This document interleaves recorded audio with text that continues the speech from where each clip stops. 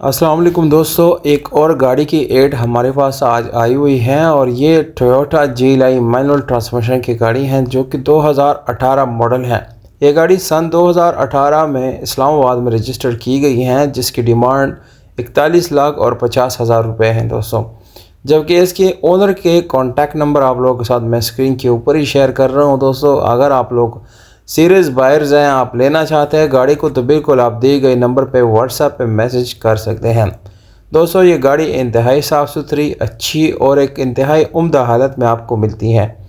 इस गाड़ी की पूरी तरह जांच पड़ताल और अगर समझ बूझ आप नहीं करते दोस्तों तो कोई भी किसी किस्म की डील आप डन ना करें, बल्कि गाड़ी की पूरी तरह तसल्ली करें कि आप इसके डॉक्यूमेंट चेक कर चुके हैं, इसकी पूरी तरह बॉडी चेक कर चुके हैं। सारा कुछ जब आपकी तसल्ली हो जाती है तब आप गाड़ी को ख़रीदें दोस्तों।